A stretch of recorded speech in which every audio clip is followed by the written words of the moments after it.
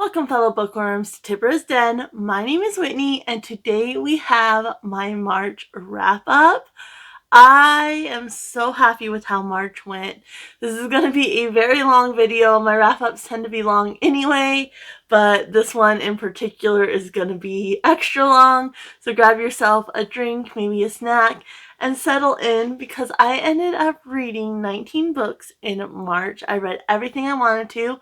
I originally had 10 prompts, I had 4 rollovers, and then I had 5 extra books, and I was able to get to everything. So that's amazing. It does mean I get another reward token to use.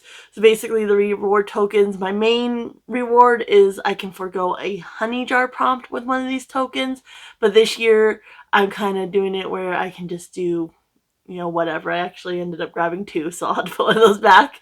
But yeah, I can just do whatever I want. So that brings me up to 2 reward tokens. But mostly it's to forego a honey jar prompt if I want to. I am trying to finish out my honey jar so that way I can make sure I've gone through every prompt at least once, and then I'll start adding the ones I've already used back in.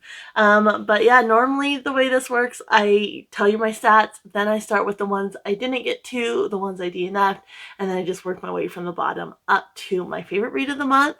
Obviously, I did not have any DNFs or books I didn't get to, so that's fantastic. So let's go ahead and start with the stats though. So my stats, get on the right page here. So like I said, I read 19 books. My page count was 6,677. Physically, I read 17 books. I had no digital books. I had 2 audiobooks, and the audio hours were 45 hours and 11 minutes.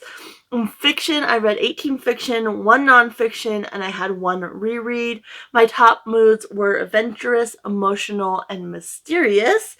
And then my top genres, again, these overlap, so there's going to be, more genres. The numbers aren't going to add up because some of these books fit multiple genres. But I had 10 fantasy, 7 romance, 5 young adult, 4 middle grade, 4 contemporary, 3 LGBTQIA+, 2 thriller, 2 science fiction, 2 mystery, 1 short stories, 1 religion, 1 historical, 1 graphic novel, and 1 crime. So yeah, really, really great month. And March was rough. If you saw my pet picks video, I was really struggling. It's been super windy here.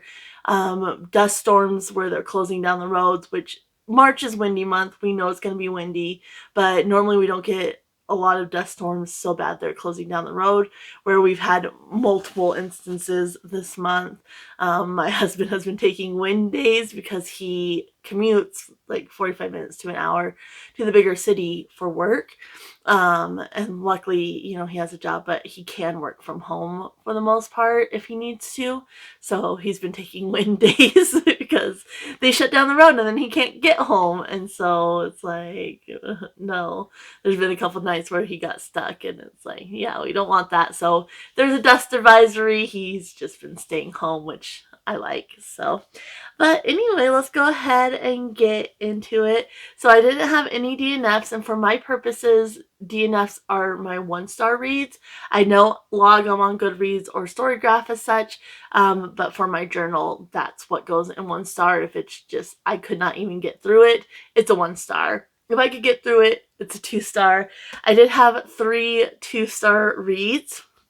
The bottom of the barrel, this one has been being rolled over. It was a Christmas present from my mother-in-law, so I've been trying to get it read because I want to read the Christmas presents. And there is another book, not by this author, but same subject, that I still need to read, and hopefully the writing in that book is better. And that's the Hopi Survival Kit by Thomas E. Mills. This is the prophecies, instructions, and warnings revealed by the last elders. So in this book, I thought you would get a lot more of the Hopi culture and, yes, religion and, the prophecies. And I knew there would be, some lessons, for us from there. This was written in 1996 or 97, I want to say. I think 96. Let me double check. 97. Okay, so it was written in 97. And so it is older, but, and there's gonna be, like, some lessons, like, to take from it, but it was so preachy, and it really felt like he was trying to induct me into a cult. That's what it felt like. There's multiple pages, like, he'd be instructions and warnings all in capital letters, like, heed the instructions and the warnings, and it's like, dude, like, why is that capitalized? Like, what are you doing? And it was just so preachy, and he's like, the first 2 chapters were a whole lot of nothing. He definitely self-promotes. He wrote a book called Hodavila, which is also about this village, and he's self-promoting that, like, oh, you can read about that in my book, this, and another book that he wrote as well, he kind of inserts here and there. And then he references, oh, you can read about that in chapter 11, or I'll talk more about that in chapter 5, constantly. It's like, just say it. Like, why do I have to wait till chapter 11? Like, just say what you're saying.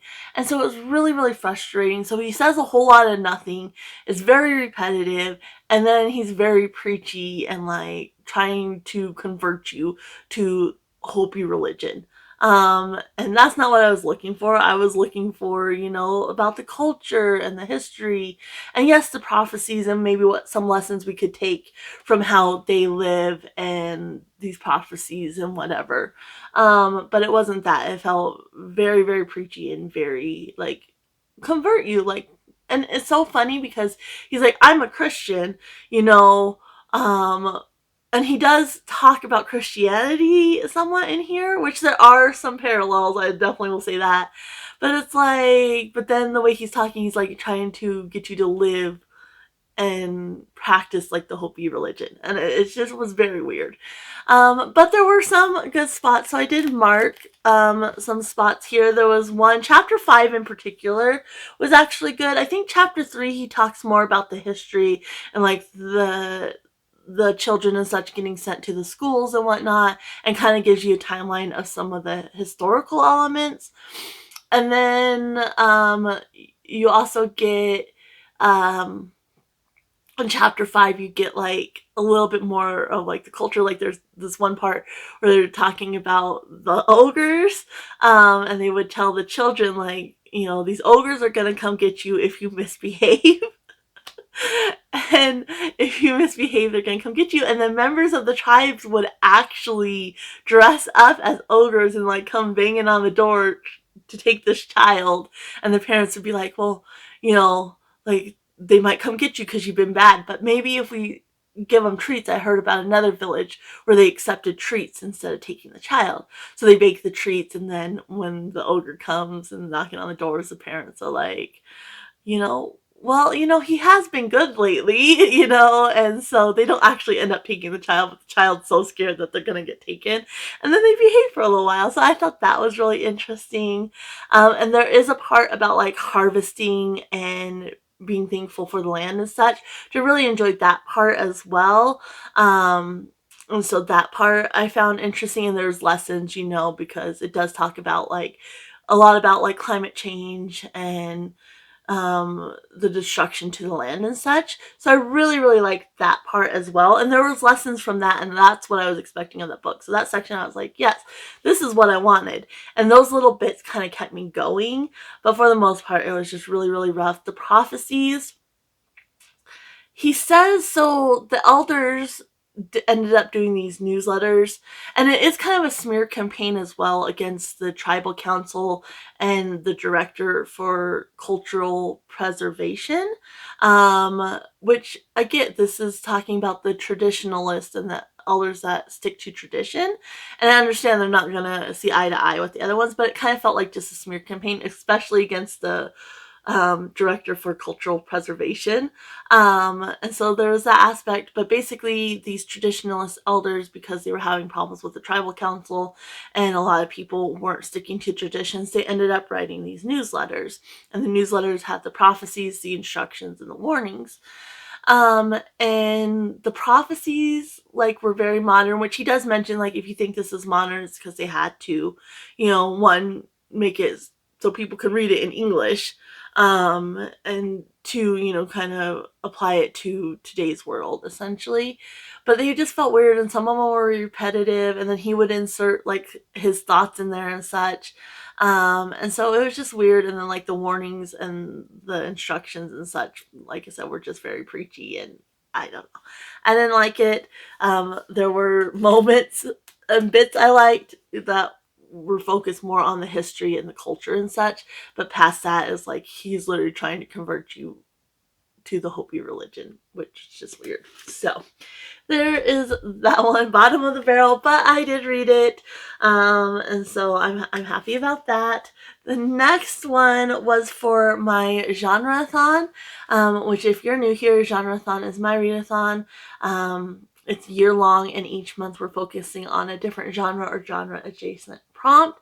And for March, the prompt was Marvelous March, because my husband and I have been watching the Marvel movies. We've been doing the timeline. I think we just have 2 movies left. So, and so I thought that would be fun. And so it's to read a comic, graphic novel, or manga.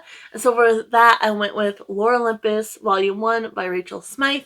I did find this at a thrift store. This has been a series I've been kind of interested in, but not super interested in. But when I came across it at a thrift store, I was like, yes.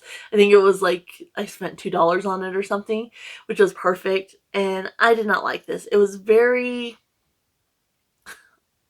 weird, because you had the, like, it's very adult themes, like there's drinking and partying. It's basically the gods, and then, but it felt very juvenile, and those two things just did not mesh well in my mind.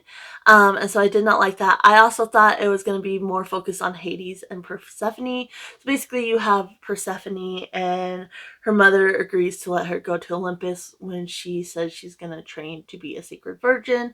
Her mother says, okay, you can go to Olympus. And then her roommate, Artemis, takes her to this party. And that's where she meets Hades. And I don't know, it wasn't focused. Like, you had that one moment with them, and that's about it. And so I thought that was going to be more the focus, and it really wasn't. And you have, Eros, and a whole section about him and why he did what he did, and, his trauma or whatever. And then Artemis' brother basically rapes Persephone. And so you have very adult themes, but the characters were very juvenile and acting juvenile, and the story wasn't what I expected. I expected Hazy and Persephone, and that's not what I got. And the art was fine. Like, it's very simplistic. Like, the writing and the art is very simplistic. I love the color scheme, though. And so the art was fine and such. It just, I don't know. I just not like it. Wasn't what I was expecting. And then that how juvenile it was for the adult themes just didn't gel well with me. So I'm definitely going to be unhauling this one. I have no interest in continuing the series or anything like that. So there is that one. Then we had, for my game, we had The Emperor's New Groove. And so it was to read a comedy. And so for this one, I went with To Fetch a Thief by Spencer Quinn. I think I landed on mystery, thriller, or horror, and then to read a comedy. And this one is about this PI guy, Bernie, who his partner is his dog Chet, and it's all told from Chet's perspective. I loved the first one. I really enjoyed the first one. This one was just a big disappointment to me. The main case, so basically Bernie has a son, and he gets tickets, and he's going to take him to the circus. But when they get there, the circus is closed because the elephant and elephant handler have gone missing. And so initially, Bernie's not part of the investigation, but he's friends with the cops who are there, and he's chatting with them or whatever. And then the clown of the circus ends up hiring him to find out what happened to the elephant, Peanut, and his handler, or her handler. And so it's told from Chet's perspective, but Chet really got on my nerves this one, because everything, like he obviously is a dog, and so like some things that people would say he didn't quite understand like what they meant or whatever, and it would remind him of something. So like sometimes it would be food and he'd go on a tangent about food or whatever. But my biggest thing, he'd be like, oh, like we, did this case or whatever. But that's a story for another time. And it was constant throughout. And I'm like, same thing with the Hopi survival kit. It's like, stop. Like, like stop mentioning things that you're not going to actually talk about. Like, I don't care. Like, stick to the story. And so that was frustrating. The main plot line, nothing really happens with it. Like, there's a few things, but not a lot of action there until the very end. And then he has this side case and this thing with his ex-wife, which was really weird. And just kind of detracted from the story, and the way that played out wasn't satisfying, and then the whole thing with his ex-wife was just weird, and I did not like at all. Like, no. And so yeah, just kind of very disappointed with this one. I did really enjoy the first one. I have, I think, 2 others over there. So I'm planning on still reading those because it is fun. Like, it's fun being told from the dog's perspective. But this one in particular, I'm just going to unhaul. I have no interest in ever reading this. It just annoyed me. And yeah, it's no more. Like, I'm just not interested in that one. Then we had 7 3-stars. And so kind of bottom of the barrel on this one. This was an extra one because I did finish up the Harry Potter series. I finally read the last book in that series, The Deathly Hallows. And I had this book and I was like, I need to read it at the same time as The Deathly Hallows because this is a book that Hermione gets. So that's The Tales of Beedle the Bard, and this is by J.K. Rowling, of course. And so this has a bunch of little fairy tales from the Wizarding World, and the main one being the 3 brothers, or the Deathly Hallows, a story about the Deathly Hallows. And this was fine. And in this one, you have the story, then you have Dumbledore kind of expanding on the story, and then you have some footnotes. And the stories were fun, like nothing overly amazing, but they were cute. Dumbledore's little addition were fine. Like, I didn't hate them, but I don't think they really necessarily added a lot. And then the footnotes just were kind of unnecessary in my mind. So it was cute, and I'm glad I was able to pair it with, the Deathly Hallows. So I read that. Then we had one of the books. So this one, I think, was for Christine at An Autistic Reader Does Autism Reads, in which we read a book by an author that's been confirmed to be autistic. And the way she does it, she does an adult, then a young adult, then a middle grade, which is really nice. So you get a different level. I believe this one was for February's pick. And that is The State of Grace by Rachel Lucas. This was our young adult pick. And I did tab up a lot of spots where I kind of connected to it, but I just didn't really love the character. There wasn't much plot in this. So basically you're following Grace, and she's getting ready. It's almost their midterm break or whatever. And her friend are getting ready to go to this big party. And she ends up kissing a boy at this party. And then she's just kind of trying to figure things out. Things at home, have been weird. Like, her father goes and films and such, so he's away from the home a lot, but recently it's kind of been weird, and her mother has this friend that's invading the home, and so her home no longer feels like the safe place, and then she's struggling, to fit in with her friend group and with this boy, and just kind of a little bit of coming of age stuff. And so there's not much plot. Like, it just kind of, just her daily life. And she does have this horse, and there's just some things that happen, and her decisions or the choices she makes or the way she reacts. And it's like, just because you're autistic, and I've always said this, like, just because you're autistic, or you have, a other mental health disorder or whatnot, just because you have something does not excuse your behavior. You still are responsible and culpable for your behavior. And in this case, she didn't get that. Like, she really kind of got babied by other people instead of holding her accountable for the choices she made. And there's one situation with her horse, which was just like, it just made me mad, because I was a horse girl growing up, and just the way, like, she acted and such. Like, just because you're autistic does not mean there's no accountability for your actions, and that was kind of the case here. And so that kind of made me mad, and the lack of plot, like it just kind of plodded along, and yeah. But I did like the autism rep a lot, and so obviously I related to a lot of things. And so yeah, this is a good one to pick up if you're looking for autism rep. But yeah, it's just kind of, it's more character than any plot or anything like that. Then we had, this one is a completely extra one that I added on the last minute.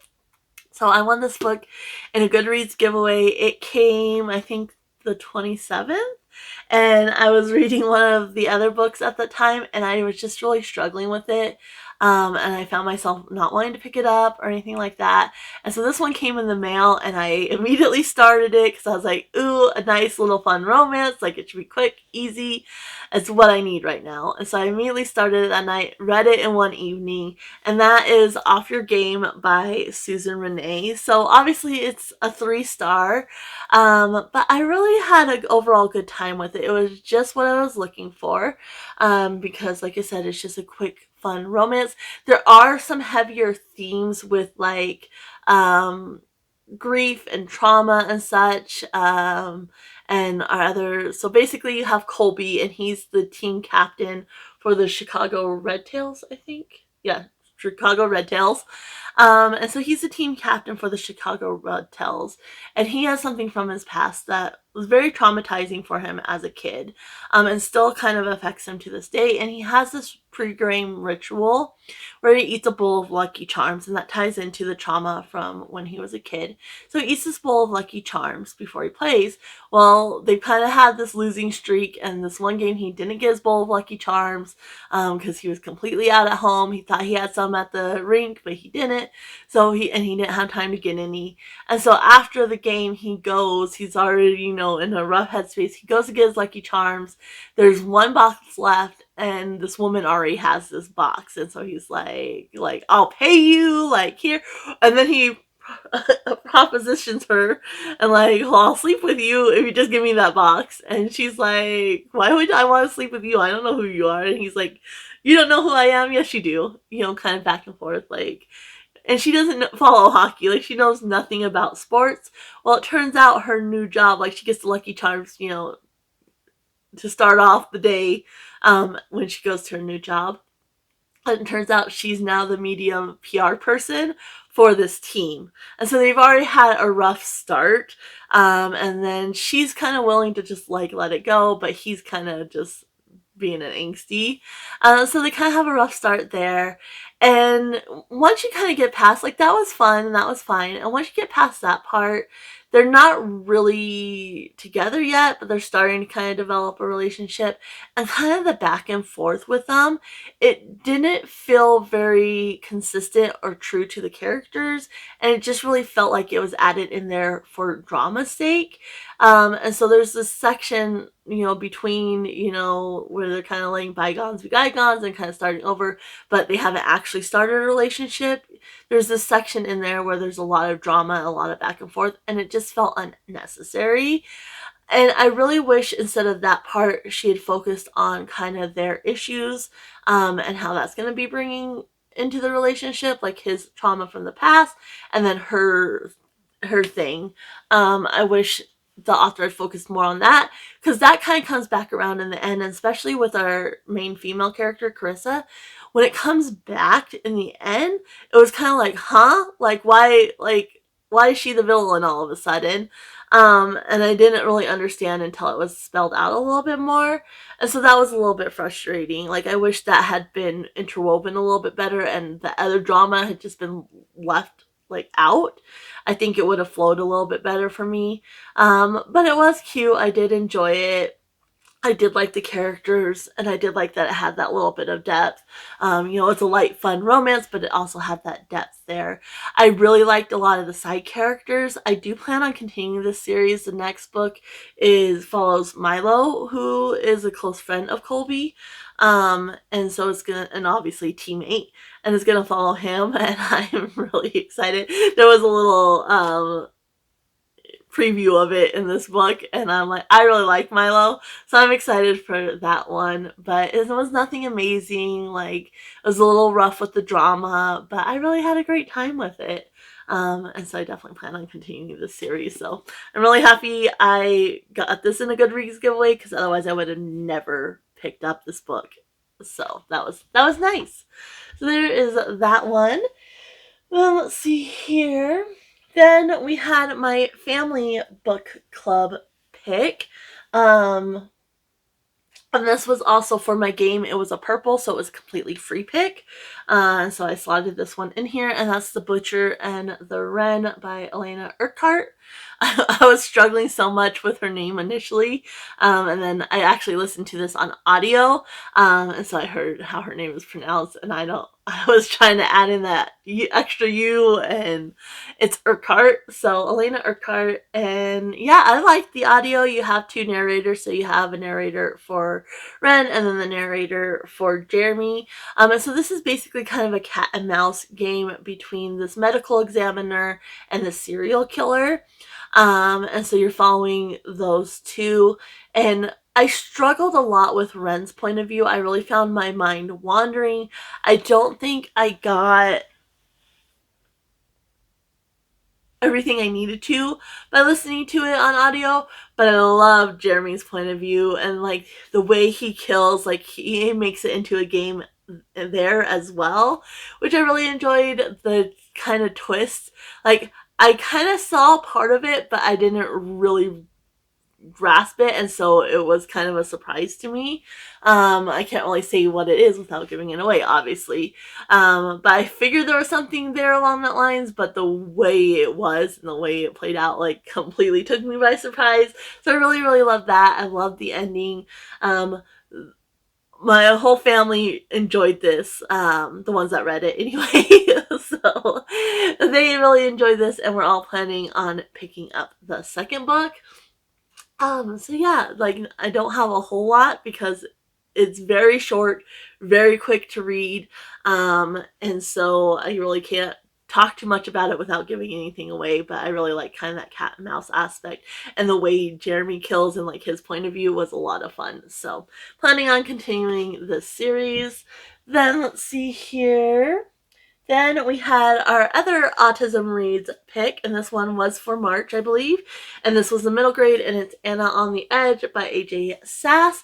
So in this one, it has, it doesn't really have autism rep. It has LGBTQIA plus rep, and in several different forms. You have a gay man, Anna is non-binary, and then you have a transgender boy, Hayden, I believe is his name. And so basically you have Anna, and she does figure skating, and she's won like the world championship or something like that. Or the U.S. juvenile, yeah, she's the reigning U.S. juvenile figure skating champion, so the U.S. champion. And so her new program is a princess program. And she at this point doesn't really know that she's non-binary. She just knows that the label of girl doesn't really fit for her. And so she hates her new program, but her mom is a single mom struggling, and it was this, big deal choreographer and such. And so she kind of feels trapped. But she's really struggling with this program because she just can't get out of her head. So like, even though the moves are moves she can do, like, because it's to this music and she's supposed to be portraying a princess, she's just struggling. And to help her mom out, she agrees to help with skate class, which is just non-competitive people wanting to learn how to ice skate. And there she meets Hayden. Well, Hayden mistakes her for a boy and calls her he, and they start up a friendship. Anna does not correct Hayden at all. And at first she's like, it's kind of a relief not to be, labeled as a girl, but then she's quickly realized, well, I'm not really a boy either. Like, that doesn't quite fit either. And that's kind of when she kind of goes down the rabbit hole and learns about being non-binary. And so yeah, it was cute. Again, kind of slow, the pacing and such. And she has this friend, and she ends up moving to a different ice rink and such, and so their relationship starts getting strained. She has that, and then she's struggling with her program, and then there's a conflict with Hayden. And all of those conflicts kind of come to a head at the same time in the end. I think it would have worked better if she had split it up. So, her initially going to this other ice rink and having the conflict with her friend. Maybe if that had wrapped up like the first third, and then she would have had that friend as support and such. And then the thing with the program, and then finally the thing with Hayden. I think if it had been spaced out more, it would have been better. The pacing would have been better. But because it all kind of comes to a head at the end, the beginning's a bit slow, and then you just have everything happening at the end. But I did really like the representation there. I think that's really important, especially for this age group. And I like, even in the end, like, Anna still doesn't know, and she just tells people that, like, for now, you can still call me, she, her, like, still call me Anna, because I don't know. Like, I don't know what fits yet, so it's okay to do that, but, her full name's Anna Marie, and so she hates being called by her full name. She doesn't want to wear dresses, and, like, she finally stands up for herself for the program and such, but I like that in the end, she still doesn't know, and she just says that. I really, really like that, so this was a fun one, a good representation, and yeah, even though it didn't have the autism rep, it does have, the gender discovery aspect there, and I think that's great for that age group. So then we have, this one has been another one that I've been rolling over because it's another one I got for Christmas, and that is Light Lark by Alex Astor. I had a really great time with this one. The writing is not good. But it's fun. Like, and so, like, if you're expecting, like, this masterpiece, you just kind of have to just let it go and then just enjoy the ride. So basically in Light Lark, you have the island of Light Lark, and you have, like, these 6 rulers, and every centennial, the island of Light Lark, they're able to travel back to it, and they compete. There's this curse, and so each ruler and kingdom has this different curse on them that affects them in different ways. And so they're basically trying to figure out this riddle, and one of the rulers and one of the kingdom needs to die in order to break this curse. And so that's what the centennial is. The problem with this one is there's a lot of plot holes, like, and things that just weren't developed quite right. So, like, some of the curses don't really make sense. I mean, they do, but they don't, especially for things that are happening in this world. And the whole centennial thing, like, it never really explains, well, why is this one somebody have to die? Why hasn't somebody died in the previous centennials? That doesn't really make sense. And so it's just not fully developed. The writing, there was this one scene, and there was other instances, but this one is what stands out, where, the scene would be playing or be written, and it would just kind of end. So there was, like, this one scene in the ballroom, and it just ended. Like, it didn't wrap up, it just ended, and it was weird. There was one big editing thing where it should have been the one king talking, and instead it had our main character talking. And so that was, like, a glaring, like, contextually that didn't fit, and that was a glaring, like, editing thing. And so yeah, I think the story is good, the story's there, but it just needed more development. It needed to figure out the plot points a little bit better, and like the curses and such. It needed more time spent editing and fully fleshing it out, but it was a fun time. And like, there's this one thing with the curse where there's 2 of the kingdoms. One can't come out during the day and the other can't come out during the night. And there's something that happens in the garden, and the one person that needs to come help can't come outside. And so it does say, like, he goes to this room, but then it doesn't explain how he does what he does next. So, like, just things like that it's just, there's plot holes and things didn't fully make sense. But it was fun. I do have the second one. I got the second one for Christmas as well. So I do plan on continuing these series.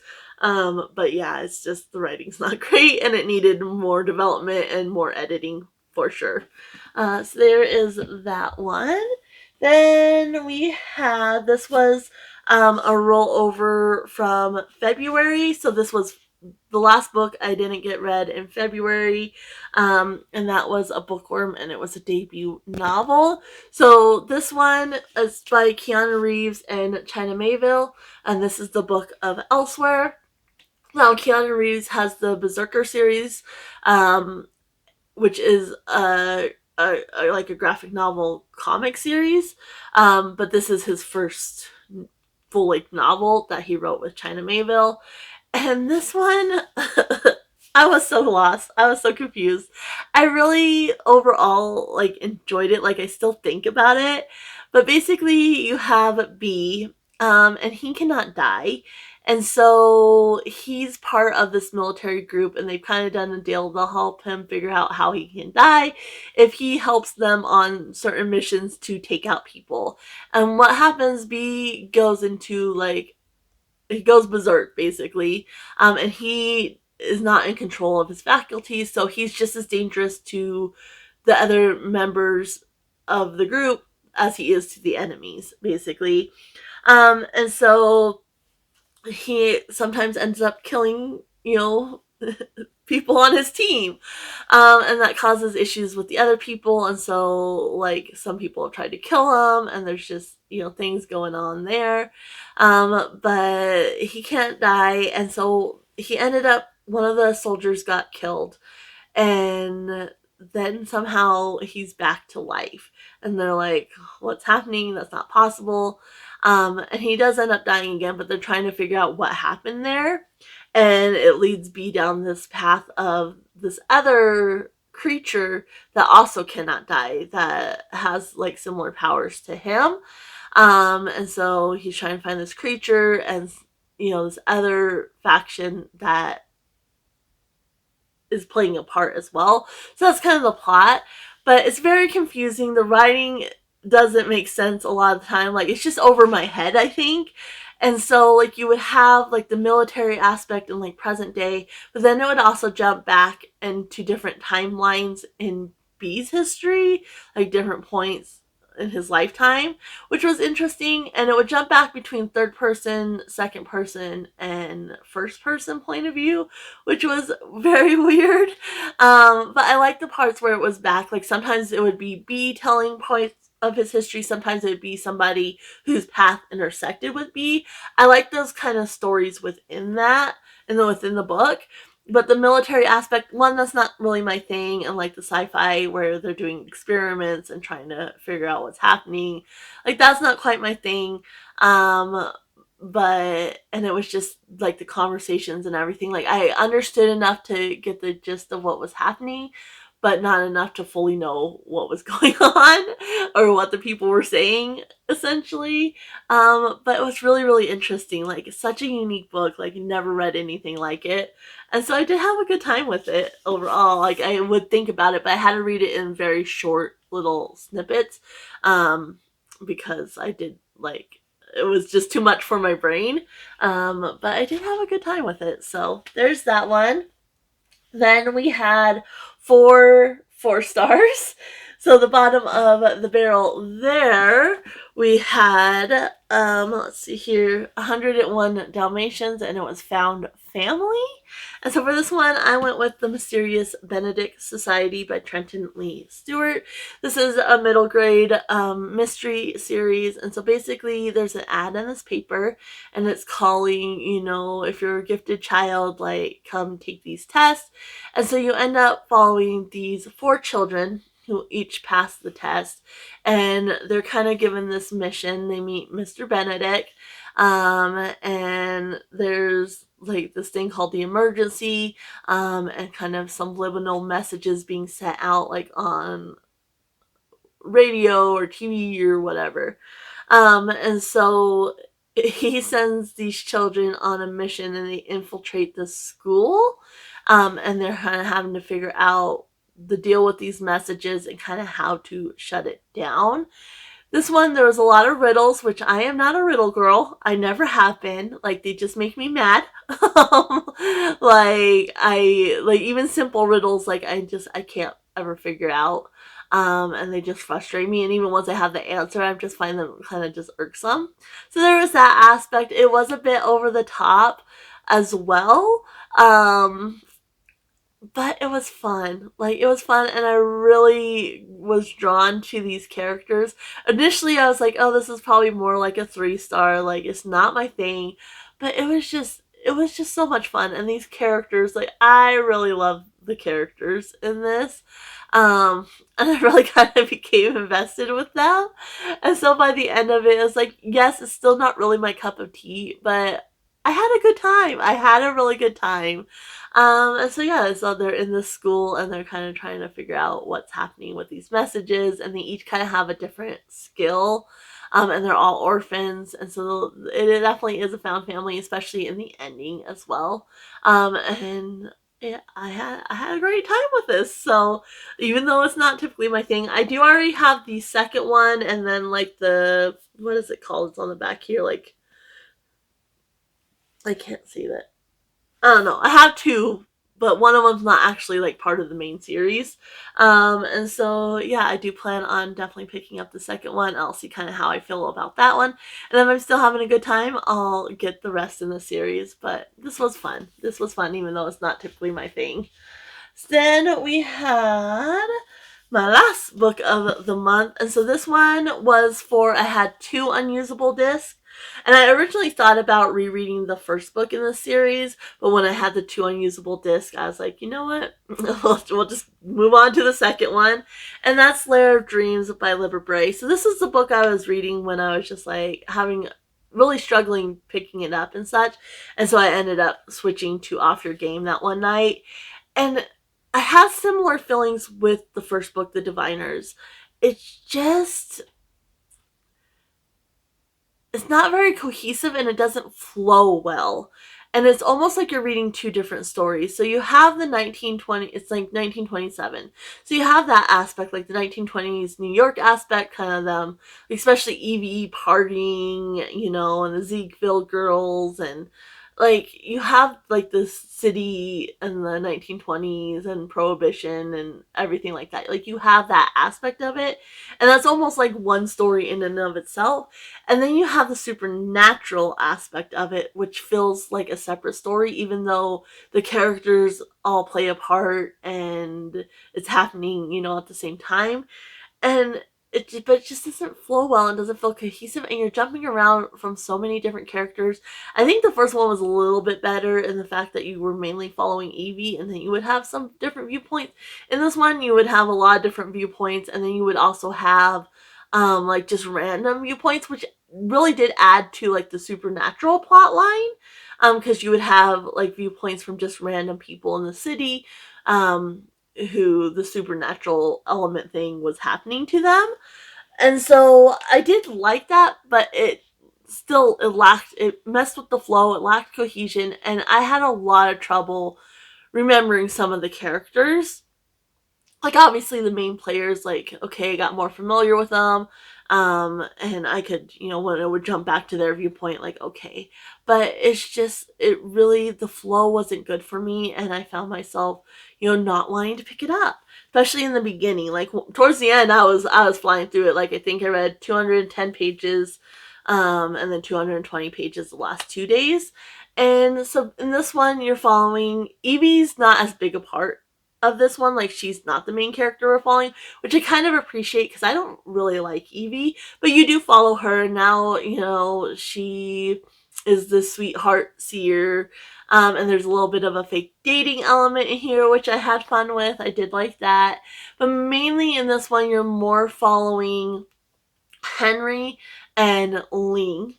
And basically in this one, there's the sleeping sickness taking over the city, mainly Chinatown. And I loved the diversity in this one, because you have Ling, who is Chinese and also has braces on her legs, so she has a disability. You have Henry, who is gay, and then you have Theta and Memphis, who are an interracial couple, which is, you know, illegal at this point in time. So you do have a lot of good diversity, which I liked.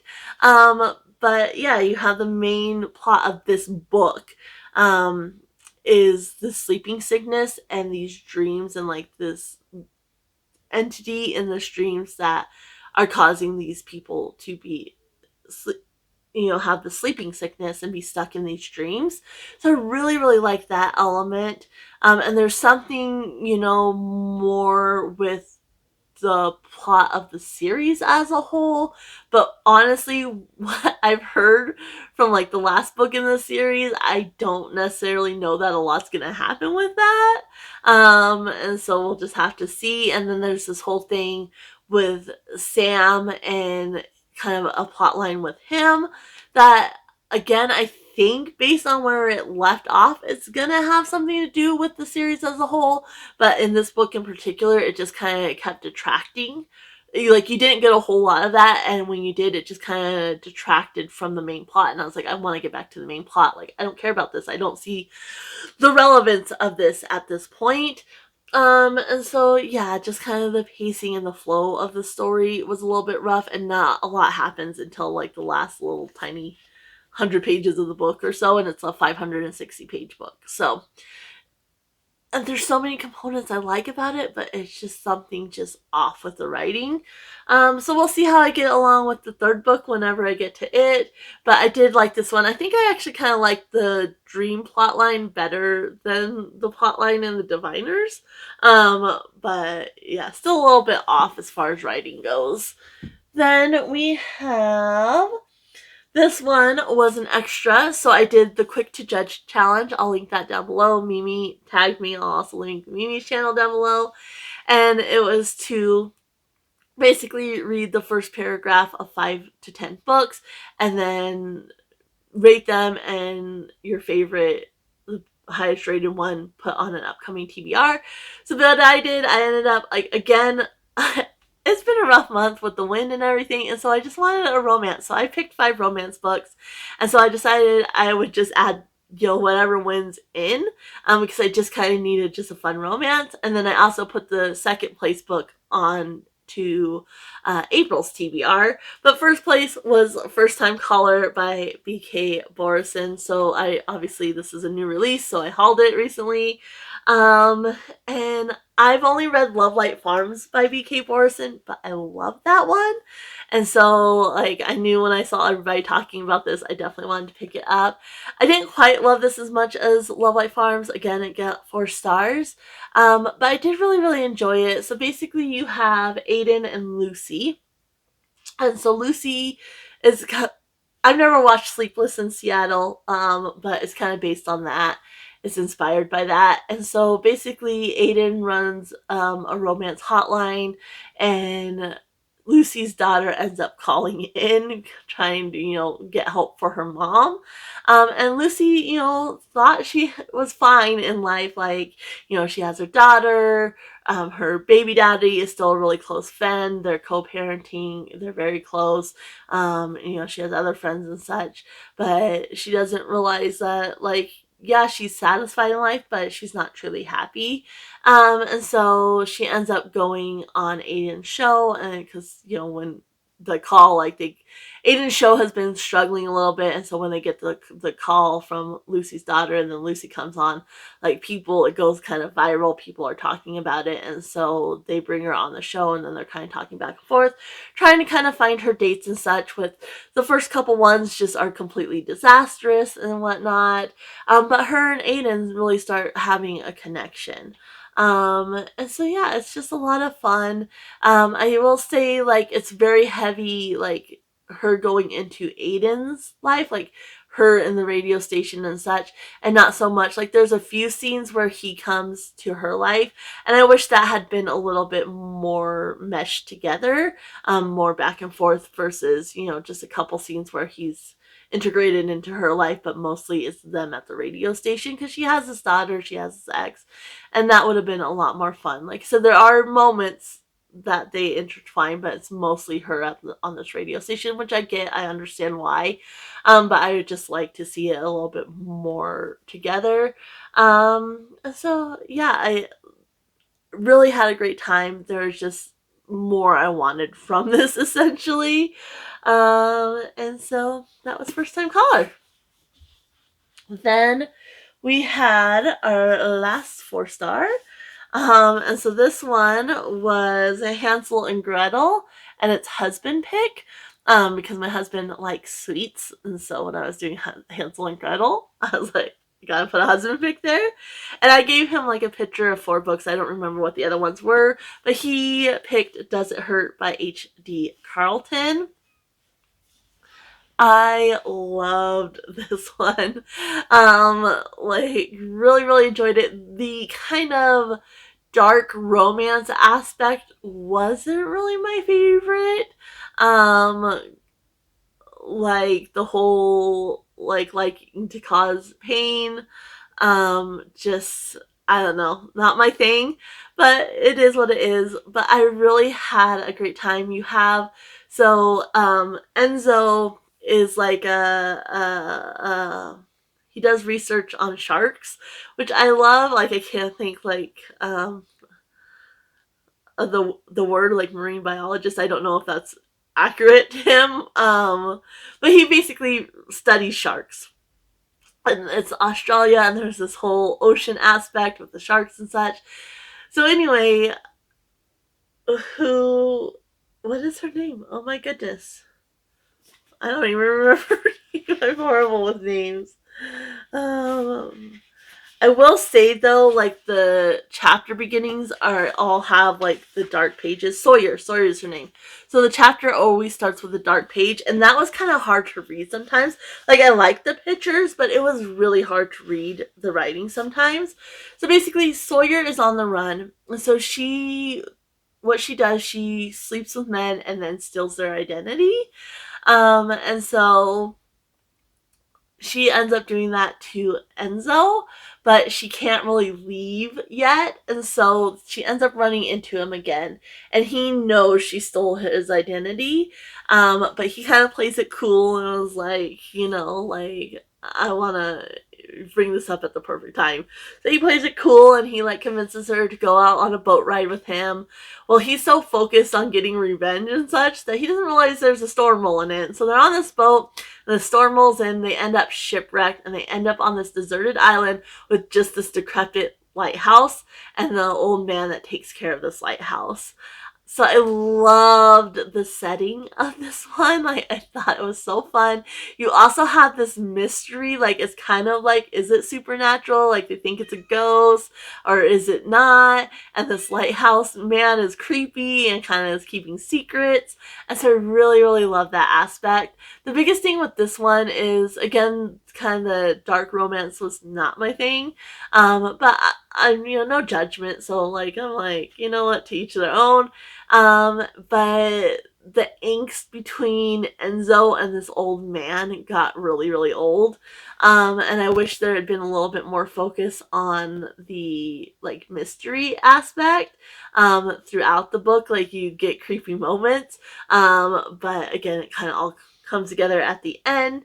But yeah, overall I had a great time with this. Like, the smut was fine. Like, even though the dark aspect of it wasn't quite my thing, the smut was good. And yeah, I just had a great time with this. Like, and mainly the setting is what did it for me. I love the creepy old lighthouse and the creepy old caretaker and everything. Then we had 5 5-stars. So we had 4 4-stars and 5 5-stars. So kind of the bottom of the barrel, which was when I was kind of figuring out where I wanted to put things. This was a little bit surprising. And this was for my character. I got Christopher Robin, which is a coming of age or middle grade book. And so I chose The Last Harry Potter, which is Harry Potter and the Deathly Hallows. This one, so I've reread the first books a lot. I can't remember if I've ever actually reread. I think I have, but this one, because I haven't reread it as much as the other ones, it didn't have that nostalgic aspect. And this one, out of all the books, is the most different from the movies. Like, they had to leave a lot out of the movies. And so you get a lot more depth and explanation. in this book that you don't get from the movies. And so this one, it didn't have that nostalgic aspect, even though I was very familiar with the stories, obviously, from the movies, and I have read this before. It just didn't quite have that nostalgic aspect, and it felt really fresh reading it, which I didn't get with the other books because I've reread them so many times, and seen the movie so many times, and they are very, very close. Like, obviously, there's differences, but this one in particular had the most left out. But yeah, still really had a great time. Obviously, this is the roundup of Harry, so it should have been their final year at Hogwarts, but the focus is more on defeating the Dark Lord and such, and finding the Deathly Hallows and the Horcruxes. So it's really fun. Like, I love the Harry Potter series. It's so nostalgic, but it's just so good as well. I think it still stands up. And so yeah, I had a great time with this, but the other books were just better, and hit harder for me. Then we had this one was, I think I pulled it from my series jar, and so it was an extra, and that's Like a River Glorious by Ray Carson. And this is book 2 in the Gold Seer trilogy, and I am going to be reading book 3 in April, which I'm so excited about. I obviously still gave this 5 stars. I didn't love it as much as the first book. Like, that Oregon Trail element of the first book, I just adored. This one, they're in California now. They're kind of trying to stake their claims, but her uncle is still a threat to her. And so she's still, struggling to get away from her uncle. And so, yeah, basically this one I didn't even explain to what it was about. You have Lee, and she's a gold skier, so she can sense gold. And so her parents get murdered, and her uncle is after her. Like, he wants to use her to get rich, essentially. And so she goes, in the first one, she goes on the run, and she hits the Oregon Trail with her best friend. Why can I think of his? Jefferson. So Jeff, her best friend Jeff, and she's undercover as a boy, and they join this wagon train, and they're headed, to California, and then some of their party splits off to Oregon and whatnot, and the rest go to California. So you kind of have a little bit of a found family with this wagon train as well. But yeah, in this one, like, her uncle's still after her, and they can't really settle yet because her uncle is still after her. And so this was a lot of fun. You have, again, kind of a Chinese element here, which, one thing about Lair of Dreams, it does. I read the Paper Daughters of Chinatown, I think I want to say, by Heather B. Morris? No, I don't remember. I'll insert the picture here. And I really enjoyed that, and the Lair of Dreams had that aspect, and then you also had this one which had the Chinese as well. So that was fun, and you also had Native Americans in this one, that played a big role as well. So this was a lot of fun. I can't wait to see how it kind of wraps up in the third one. Honestly, I think it could have been a duology kind of based on where this one ended, but we'll just have to see where it goes in the third one, and that should be a lot of fun. So there is that. Then we had this one. So these 3, I had a really hard time deciding kind of what order to put them in. But for this one, we had a bookworm, and it was Zodiac Challenge, and I got Taurus. And I found a website, like a blog, and I'll link it down below. And they had a whole blog on books for Taurus. And so I picked up Heartless by Marissa Meyer, who is the author of the Lunar Chronicles, which I absolutely loved. And so I've never read the books. But I'm not a fan of Alice in Wonderland. I never liked the animated movie that Disney did as a kid. Like, that was my least favorite. And, like, the ones with Johnny Depp, I just don't like Alice in Wonderland. Like, again, irksome. And this one also had riddles, which I didn't love. But this one, the writing's so good. And I really connected to the characters. And I had a hard time with this one because it's a villain origin story. So it's basically the Queen of Hearts origin story and why she's evil. And so I really struggled with this because I wanted the romance to succeed. Like, I was really rooting hard for the romance, but I knew it couldn't succeed because it's a villain origin story. Like, there is no happy ending here.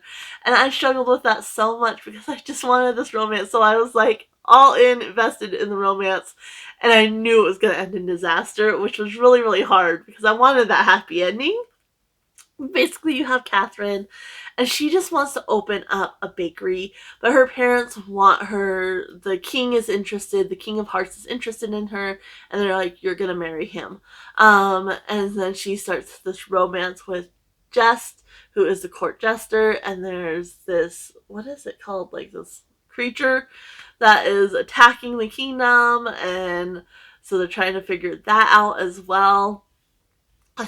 Just like, I love the characters, I love the story, but it was so hard because I love the characters so much and I was so invested, and you knew it wasn't going to end well, and it just, oh, it broke my heart. But I would really like to read Alice in Wonderland now, and kind of have that different perspective on the Queen of Hearts. So I definitely plan on trying to actually pick it up. I have it, and through the Looking Glass, my husband had a copy, and it's real short. It should be easy to read, so I definitely do plan on picking that up, hopefully sooner rather than later. And I'll be interested to see, like, now that I've read this, like, kind of my mindset on the Queen of Hearts. But I adore this. Like, this, the way this author writes, especially taking, like, there's a lot of Alice in Wonderland things. I don't like the Cheshire Cat. I don't like that worm, the caterpillar, whatever. I don't like the Mad Hatter. Like, there's a lot of characters I just do not like. They get under my skin, and they were in here, and I still didn't like them. But the writing and the way I connected to the Catherine and Jest and such, like, it was so good. Like, I still don't like Alice in Wonderland, but I love that book. Then these two were really, really hard. But for second place, I ended up going with this one, and this was another 101 Dalmatians, and it was black and white. And so for this one, I went with The Songbird and the Heart of Stone by Carissa Broadbent. There's a lot of kind of grayscale on here, so it worked for me. And this is the first book in the second duology of the Crowns of Nyaxia series. So this is the Shadowborn duet. The first set was, I think, the Nightborn duet. And so this one, we're following Misha and Asar. And so Misha has been captured and is basically about to be put to death. And Asar ends up saving her because he needs her help. He's been tasked by Nyaxia, the goddess Nyaxia, to raise Osiris from the dead, which he's the god of death, and to raise him from being dead. And he needs Misha's help because her god, Traxus, I want to say is his name, basically, after he killed Osiris, he couldn't truly kill him. And so there's different things they need, different elements they need from the underworld. And so he, used his power. So only one of his disciples basically could get these things. So he needs Misha because Misha used to be a priestess of this goddess and like a chosen bride and such. So he needs her, even though she's a vampire, like he needs her help. And so they end up going into underworld. They have a couple other companions, and there's different levels of the underworld, which there is a little map of here. So you have body, breath, psyche, secrets, and soul. And so that's really cool. And so they have to travel through these different layers of the underworld, get these objects, and then perform the ritual. And I didn't know that. Like, I just bought it because, like, obviously I want to continue the series. Everything I've read from Carissa Broadbent has been 5 stars. But when I realized that this was an underworld book, I was so excited. And didn't disappoint. And I think, like, the War of Lost Hearts trilogy is still my favorite. But the characters in this one, Misha and Asar, I think are my favorite characters. I actually think I like them better than Max and Tasana. And obviously Rain and Urea weren't my favorite. I love the books, I love the story, but they weren't my favorite. And yeah, there's just, like, both of them are scarred. Like, Misha, you have a lot of grooming and religious brainwashing in this one. And so Misha, like, these things, like, she deserves what has happened to her, like, she deserves to be shunned by her god, but she still, she still has access to her power, but it's sunlight power, and so it's fire, and she ends up with all these burns and all these scars on her from that. And then Asar, he had something happen that scarred him really badly as well. And so they both have kind of this trauma, but he's like trying to show her, like, that's not love, like what you're going through for your god, and how he's treating you, that is not love. And she was groomed from the time she was 8 to be a bride, and then she was a bride at 16, and then, she got turned into a vampire, and her god kind of shunned her and such. And he's just like, that's not love, like, that's not what that's supposed to feel like. And he's just trying to kind of get her mindset, but she's been so, brainwashed and, groomed from a young age, to be a bride and a priestess for this god. And it's so heartbreaking, but I think there's a lot of depth to these characters, and I absolutely love that. And then the underworld and the questing aspect, adored that. And the way this ended, I'm like, I cannot wait. The next one comes out in August, I believe. And I cannot wait for it to come out because I need to know what happens. And so I'm really, really excited to continue the series once the next one comes out. But this is definitely my favorite character-wise. And I really like the story as well. But I still think so far, I like the War of Lost Hearts trilogy story-wise better. But these characters are my favorite, for sure. So there's that one. And then the number 1 spot goes to... and this was another bookworm, and it was page number chosen by dice. And so I rolled an 8-sided die, and I got 8. So I needed an 800-page book. This one was on my priority TBR. This is also my pick for Adventures in Aldea, which is a book from your priority TBR. And I listened to A Day of Fallen Night by Samantha Shannon. I used this to kind of reference how the names were spelled and such, and kind of get a better grasp. And there was a few instances where I didn't quite catch something, and I kind of looked back physically in this. Like there was one instance where they're going up a mountain, and one of the characters suddenly wasn't there, and I was like, wait, what happened to that character? And so I had to go back, and I had missed a section because I was listening to it while I was doing other things and such. Oh, I was to be back in this world. Like, so this is a prequel. It takes place like, I don't know how many years before the Priory of the Orange Tree. But you have Tunava, who is a sister of the Priory, and she's an older character. She's been a sister of the Priory for 50 years. And then you have Sabran and Glorian, who are the queens of Innis, which is the bloodline we're, following in the Priory. Then you have, Dumai, and you also have Wolfred. And I loved the different narrators for the different people, especially Dumai. So, like, she got narrators, like, Tunava sounded like an older woman. Like, it just perfect narration, where Glorian and Dumai sounded younger. Dumai's narrator in particular, there was just something about the way she spoke, her voice, like, I was obsessed when it was Dumai's parts. And yeah, just being back in this world is so complex. There's so many moving parts, but it's also just so easy to just really immerse yourself in it. And I loved being back in this world. I really would, like, they're kind of interconnected standalones, but honestly, I think it's important to read both of them. Like, I want to read them both back to back. And I really want to read this one physically so I get a little bit more out of it, because I do better physically. But I would love to read this one and then immediately jump into the Priory and see all those connections. But also the audio has author interview at the end of it, which I really like, getting more of that insight. And she hinted that there might be a third book that is focused more on the Styrian, is that what it's called? Power? So like the ice power. And I really, really hope that she does pull through and gives us a third book, because I would not be mad about it at all. But yeah, just being in this world. So basically you have the different directions. So you have north, south, west, and east. And this takes place after they defeated the Nameless One, which is like the big bad dragon. But dragons are starting to wake up. And so they haven't had dragons since the Nameless One, but now dragons are starting to wake up, and things are happening. And yeah, just the politics and the world building.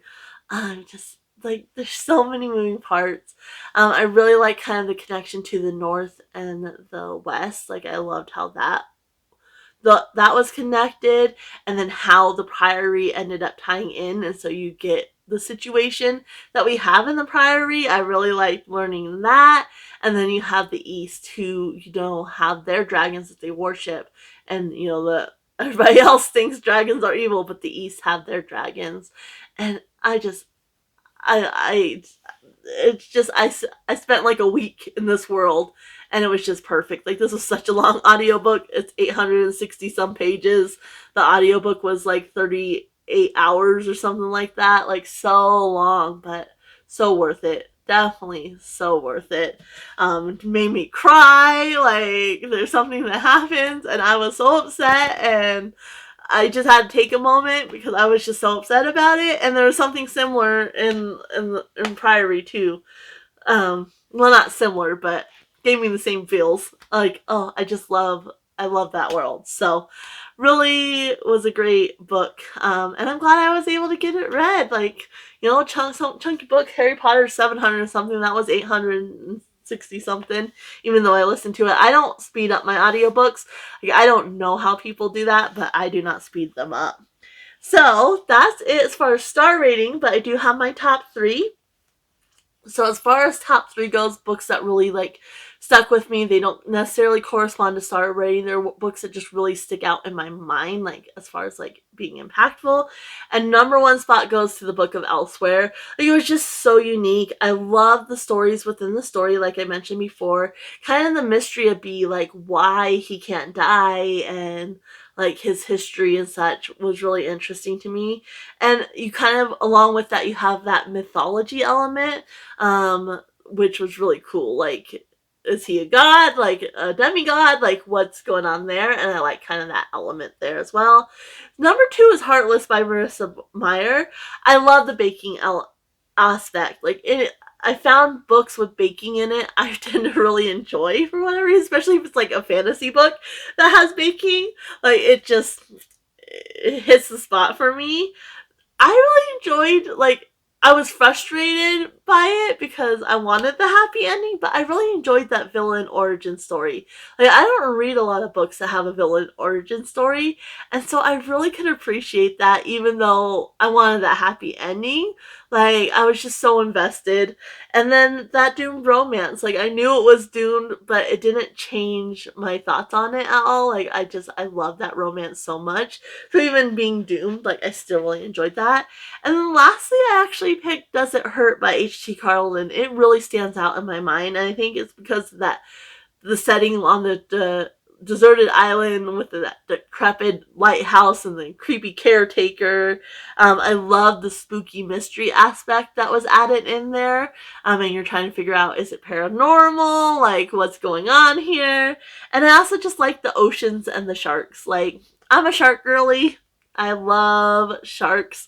And so having that aspect there just really amped it up for me, which does kind of tie in, to kind of the setting and such. But yeah, I just absolutely loved it. So it ended up getting the number 3 spot. I would love to know if you've read any of these books. If you're interested in reading any of these books now that I've talked about them, I would love to know that down in the comments below, or what your favorite read from March was. Definitely let me know that. If you just want to let me know you were here and you want to help support the channel by commenting, you can always leave a rabbit or any type of animal, maybe a shark emoji, down in the comments below. I'm going to go ahead and leave you guys here. Happy reading, everyone. Bye.